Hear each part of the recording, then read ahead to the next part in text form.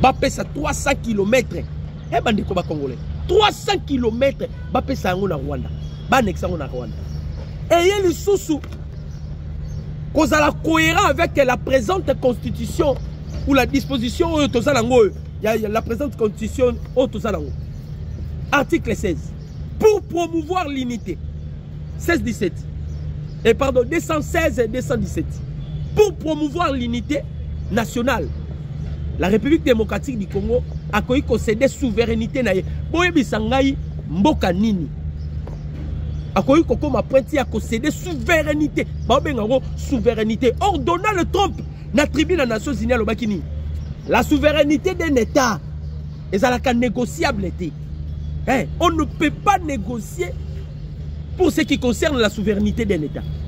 Mais na constitution pour promouvoir l'unité nationale, la RDC peut céder la souveraineté à Mabele Naï pour promouvoir l'unité nationale.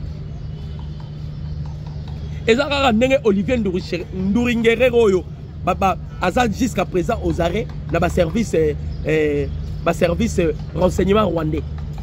Pourquoi bakangi sortie médiatique naïe na France.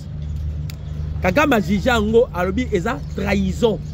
C'est la haute trahison contre son régime. Donc abimisi Rwanda pena mobimbake yenda soutenir ba IM23. Tobi segi bango quand tu fais la politique avec Tshisekedi. Bandeko kobimangulu te kosimba tous. Hein? Faut faire très attention à la politique à Tshisekedi. Et la politique à mitou ebele. Soko kengulu robeta libana nzadi. Le président Tshisekedi kaka na doa bavandi na roi Philippe tête à tête. Boye ba déjà que Mokonzamboka utilisera ba armes. Parmi les armes que le président Tshisekedi utilise, Mokonzamboka soki kaka opesiye espace ya litoyi akotobolo litoyi akotobolo litoyi komekate akotobolo litoyi.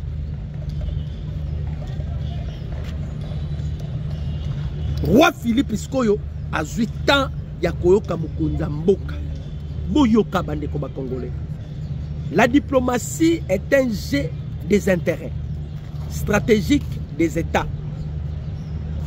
Son Altesse Tamine Ben Hamad Al Thani réserve la primeur du contenu de sa médiation à son Excellence Félix Antoine Tshisekedi Tshilombo Antoine Tshisekedi Tshilombo, président de la République démocratique du Congo, et à Sa Majesté le roi Philippe de Belgique.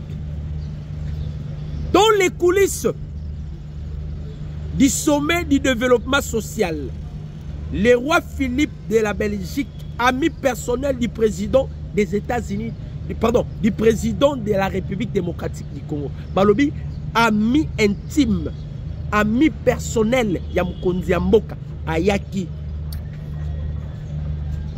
Bakutani na Mokonzamboka. Ayaki pour un renfort à ses positions face à la médiation de son Altesse Tamine Ben Hamad Al Thani. Ça dit, Fongoli siko misu na makambu ya doa. Tangu baye, yoka. Balobi boye. Toujours est-il que le Caire de l'émir du Qatar, qui vient d'acquérir des droits miniers pour l'exploitation du plus grand gisement de l'étain, du tungstène et du coltan du monde à Walikale, qui était exploité par la société américaine Alpha Mine, penche plus du côté des éléments de la langue du président de la République démocratique du Congo, Félix Antoine Tshisekedi Tshilombo, qui défend bec et ongle le respect de l'intégrité territoriale et de la souveraineté de la République démocratique du Congo. Paul Kagame, chef de l'État du Rwanda, et ses brigades avancées des terroristes du M23 s'en vont la RD Congo ou souvent Kabila ne savent pas exactement quand débutera le dernier round de négociations et quelles sauces ils seront mangés. Après, basololi, bandeko, roi belge abimisi eloko mbala moko. Boyo kasko eloko roi belge abimisi. Poto bandai koloba yango, toke na Paul Kagame na ba paramètres nyonso. On doit asphyxier Paul Kagame. To memaye na ba paramètres nyonso objectif exact bloquer Kagame. Le roi Philippe de la Belgique s'impose à Doha. Basololi na mokonzi ya mboka.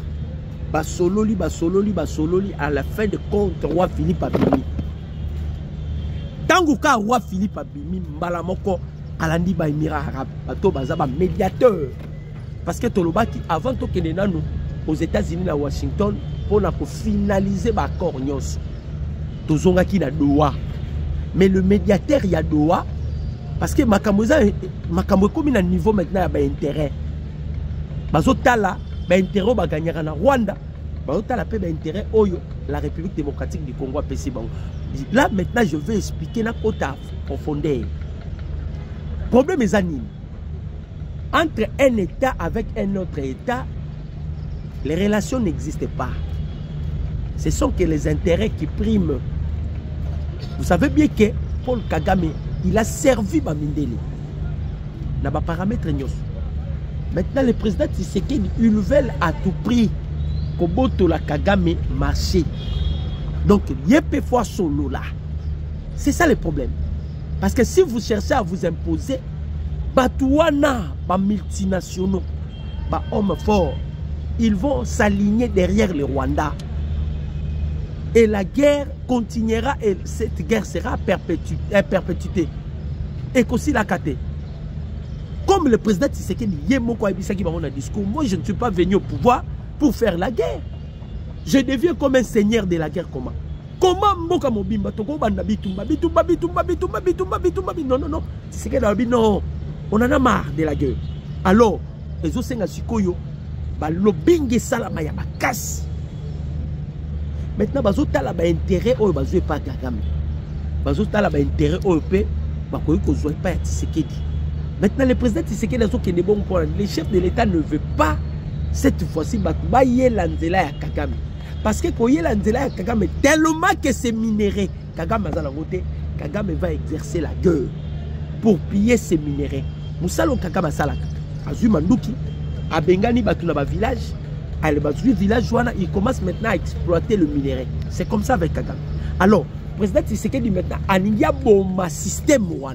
Or, pour le système, tous ces multinationaux doivent entrer par la grande porte et de ne plus passer par le Rwanda. Ceux qui Rwanda bénéficient par rapport, il y a un accord à signer à les multinationaux. Comme il y a des entreprises américaines qui se retrouvent au Rwanda. Plusieurs entreprises américaines. Il y a vraiment des intérêts américains à Rwanda. La raison pour laquelle Bitumba est comme ce qu'on a point, il y a des négociations.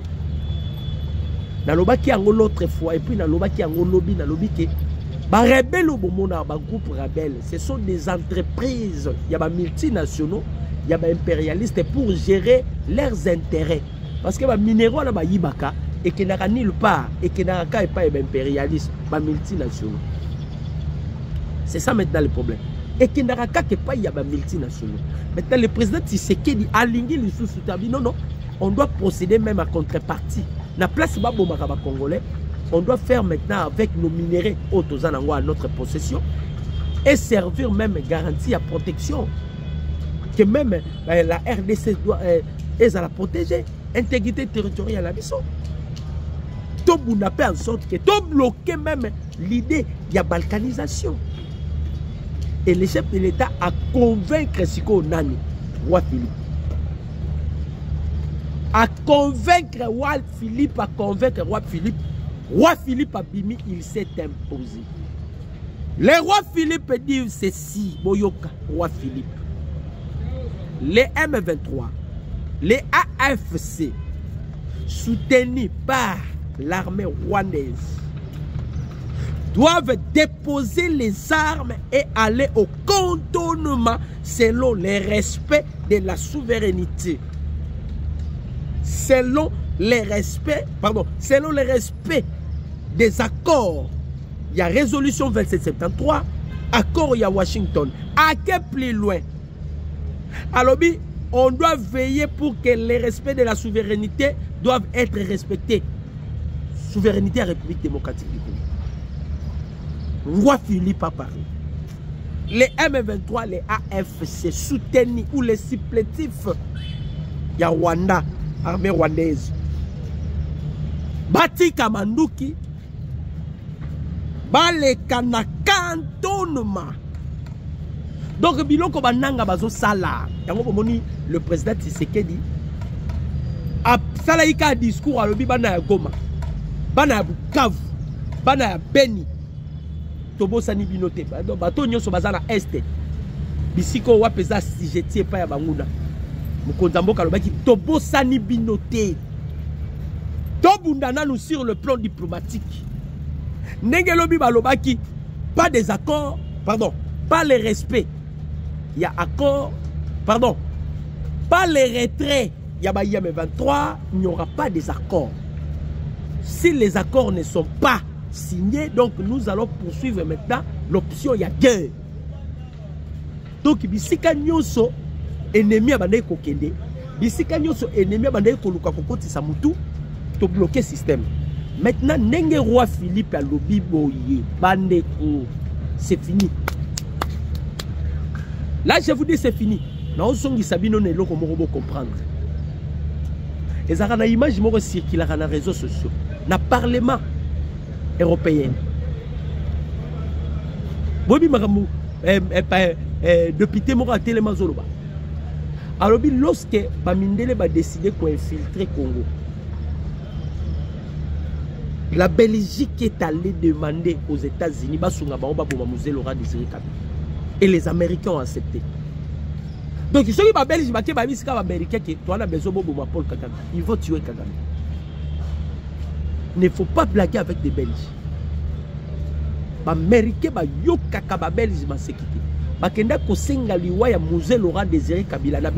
aux États-Unis d'Amérique et pas les Belges. Tu as besoin de effacer mon toyo. Tout le monde manipuler. Lui, Michel n'a dit bien index. Mais ça les locaux. Bon, on va saluer le roi. Maintenant, Awawa, roi Philippe, il y a Belgique. Après leurs entretiens avec le président de la République démocratique du Congo, le président Tshisekedi a réussi à convaincre le roi Philippe de la Belgique. Et le roi Philippe a zongeli le émir Yakata. A Ebisi Bango, vous devez veiller. Il faut que les M23 déposent les armes. Et ils doivent passer par cantonnement. On a toqué un programme, il y a PDD, RCS, démobilisation, désarmement, na cantonnement. Papa, Kagame a un problème na guerre tendengeni, na babilo. Alors comment on a son de tendengeni? Kagame biloko boya cause problème na guerre tendengeni. Pression diplomatique, coup. Alors qu'on supporter ma charge.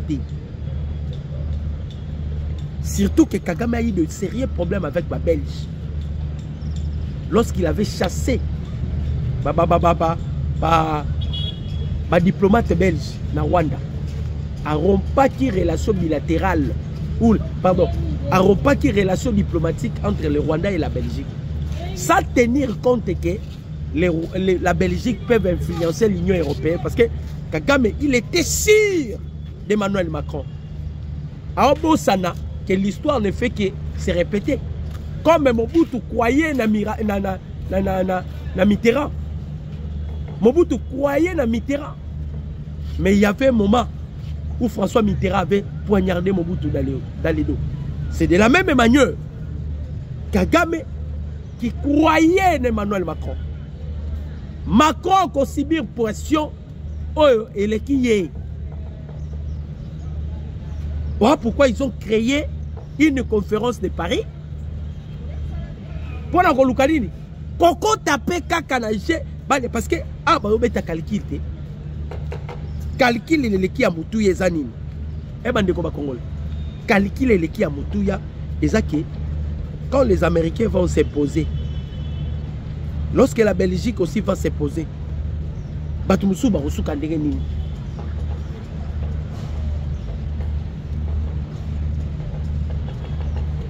Et reçu Kandegeni. Bazo beta ba calcul nyonso wana.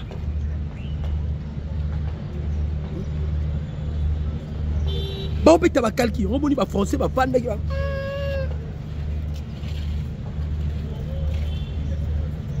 Tout ça là quelque chose. Tout ça là quelque chose. Et ça somme. Président Tshisekedi et émir du Qatar consolide un partenariat stratégique historique entre la République démocratique du Congo et le Qatar. Tshisekedi ramène au pays le plus grand investissement qatari en Afrique.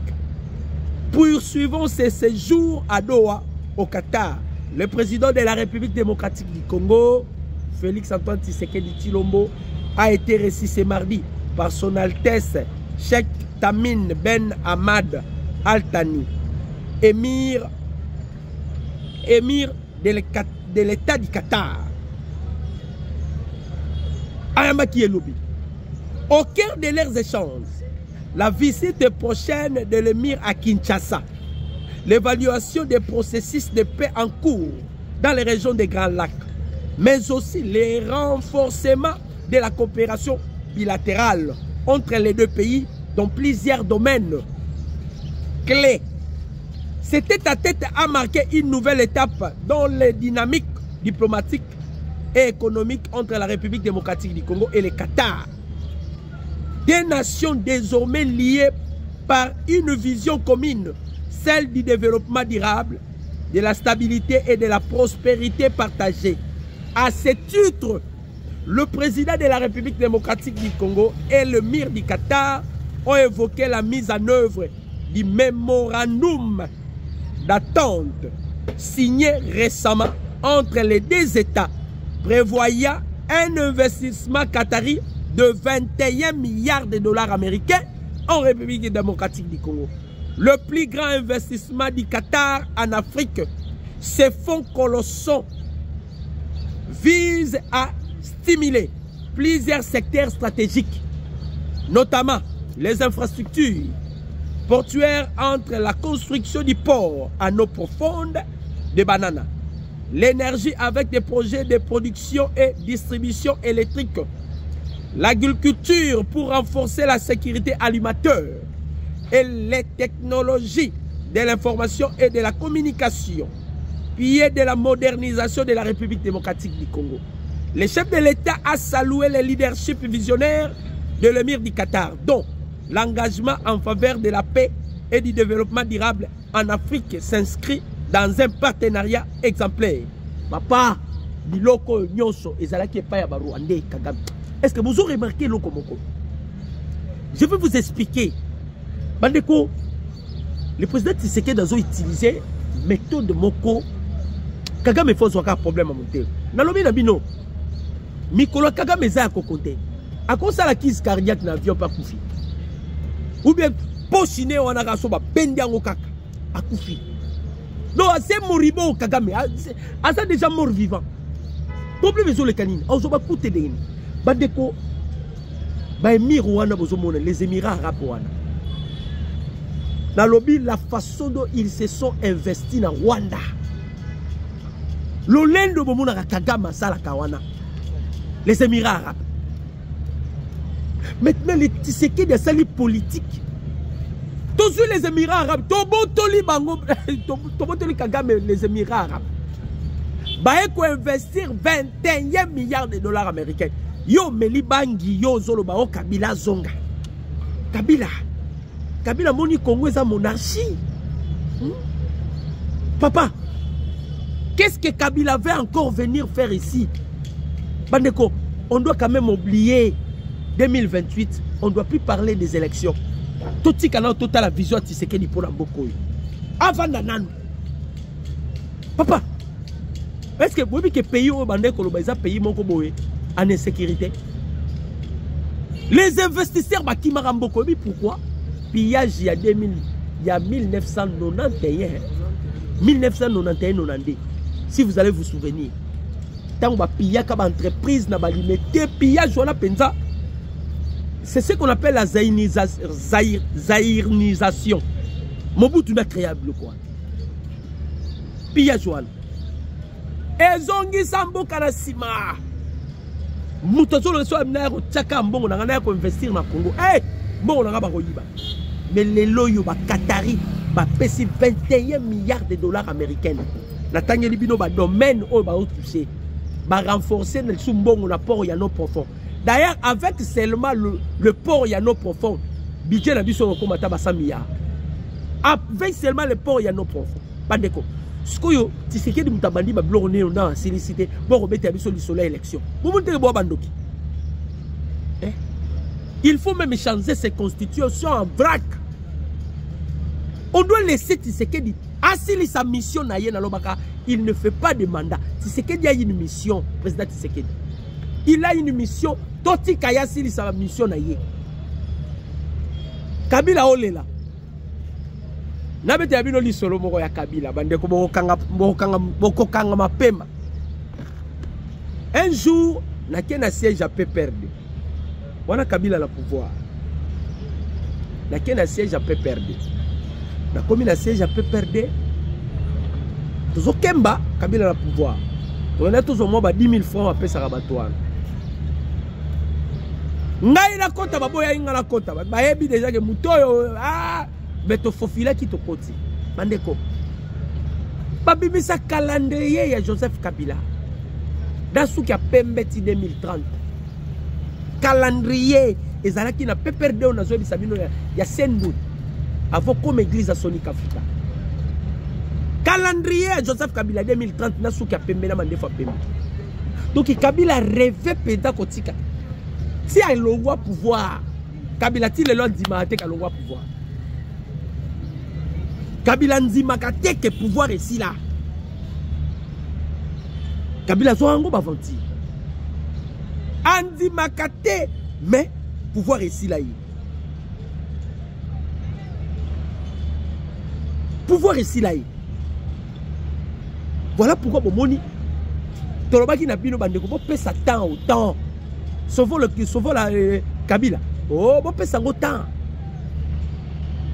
Papa. Conférence au conclave raté. Bon qui na doa ba beta ma sauver la RDC. Aux États-Unis on parle de sauver la RDC. Tobisa kibino Kabila za maîtrisable. Herman Cohen a déjà Kabila c'est à sa page à tourner. Même Franck Idiongo Bozomono, la lobby. Kabila a sa page à tourner. Kabila, il faut l'enterrer. Donc on ne peut pas parler de Kabila. C'est fini, Kabila est parti. Les Émirats arabes n'ont pas vendu. Pourquoi condamner Kabila? Ah! Tobisa kibino bandeko. Kabila pense ba moment ezakande Kagame comme otamola ba sonde akokufa kala mingi te yako sala attaque crise cardiaque na avion. Na biloko yo Tshisekedi a ravir et pas Émirats arabes et pas ba Qatari. Ndenge to botoli to Qatar azalaki na maboko ya Rwanda. Mais on a récupéré Qatar. To suis Qatar to commissaire ya biso. Biloko zomona ezoleli saba Rwanda. Baleli meya culpa. Baleli meya culpa. Ce n'est que le début bande ko ba congolais. Ce n'est que le début.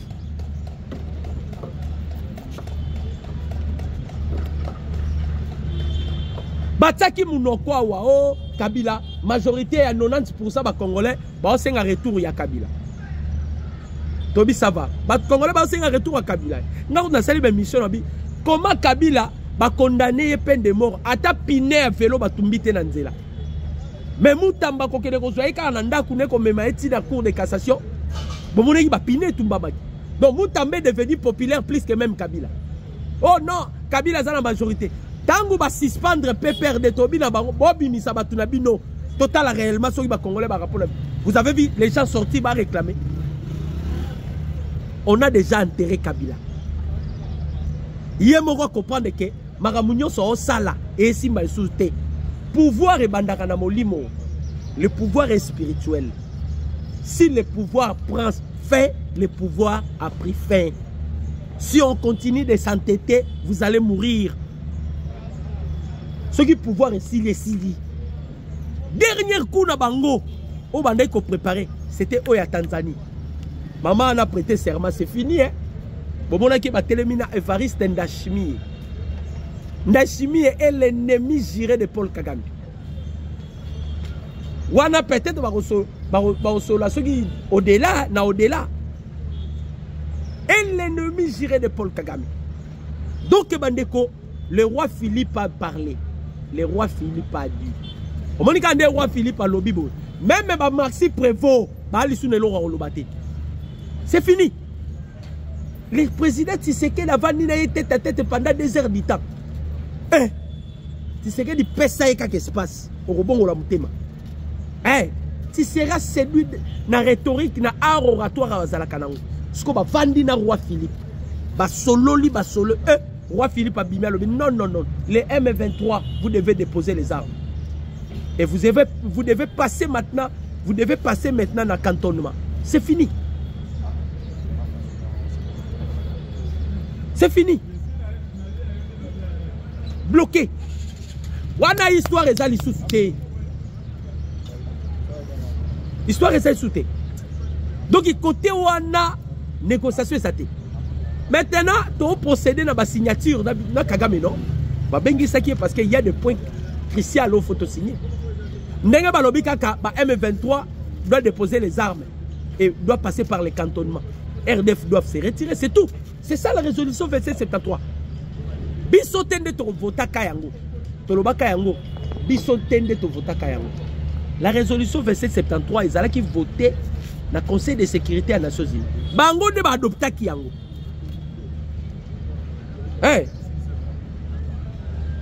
Bango ne ba adopter kiyango.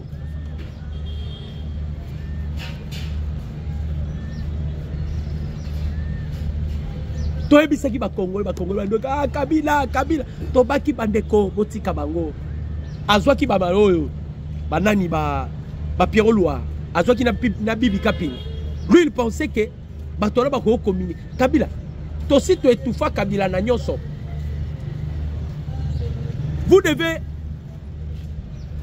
avoir des ailes ou des aigles. Faut que mon musika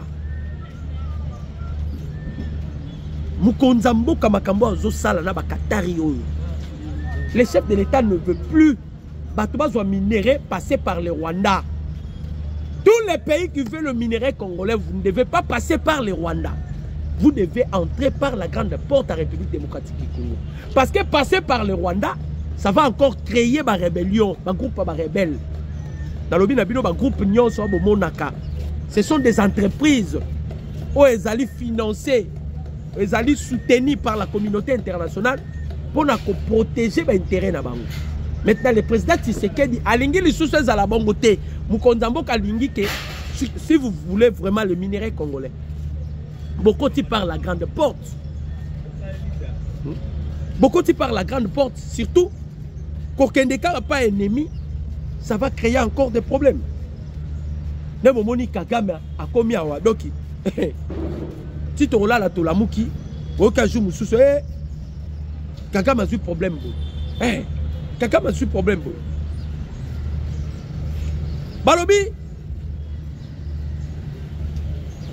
Balobi Paul Kagame, pris lors de son arrivée à Doha, a dit longtemps. On voit bien qu'il y a quelque chose de plus gros. Cela pourrait-il être le signe d'un problème de santé? Et le Kouana. Selon certaines personnes, il s'agit d'une poche urinaire dont l'assassinat sans frontières aurait un problème rénal. Et comme Maramba rénal. Donc, il y a poche moko urinaire. Mais il devient moribond, bande comme congolais. Il devient moribond. Il devient moribond. La bonne nouvelle, le Wazalendo va libérer Bilalo, Mbili et Mikenge, près de Minembo. Va libérer Bilalo, Mbili et Mikenge, tout près à Minembo. C'est-à-dire, les opérations, il y a Wazalendo, Wanagutu, Tozanango, donc, et comme dans Bilo Rolia. Ennemi en Kobunda, il est déjà affaibli. Il est déjà affaibli. Nandenge roi Philippe a lobby déjà bon. Donc, abomi l'issou bananga. Parce que lorsque la Belgique parle, na lobby na bino. La Belgique so ba lobby, ba influence rapé ba américain ba s'incline. Donc Mukonda Mboka, c'est Syrienda Salaki en sorte que le roi Philippe aya na doa. Parce que la Belgique bando tala pe makambo na biso. Makambo so umela bo ndenge nini. Pendant que la résolution 2773 est déjà à la table, on doit procéder quand même sur l'applicabilité à la résolution 2773. Et tant que solo lina Mukonda Mboka et Mukonda Mboka a séduire et à convaincre, et c'est alors que le roi Philippe parle. Donc c'est fini, bande comme congolais. C'est fini. C'est fini. C'est fini. Kabila bobo sanaye tolobanga yango bobo sanaye. Ye azela to kangaye. Mukonda Mboka la discours à l'obaki. La paix durable et ça, la justice sociale n'existe pas. Hein? Pour qu'il y ait une paix durable, on doit passer par la justice sociale. Donc, c'est-à-dire, il faut que la justice soit là. On les arrête pour que la paix soit durable. Sans la justice sociale, on ne parlera pas de la paix durable dans la région de Grand-Lac. Et ça aussi, le chef de l'État a viré Kaka pour accuser encore une fois de plus Paul Kagame. Nettoyer le système, il y a qu'à démystifier. Mon numéro c'est plus de 143 89 63 95 965. Mon numéro c'est plus de 143 89 63 95 965. Nzambe ya Lola. Apambola bino ba internaute. Je dis et je vous remercie. Ciao.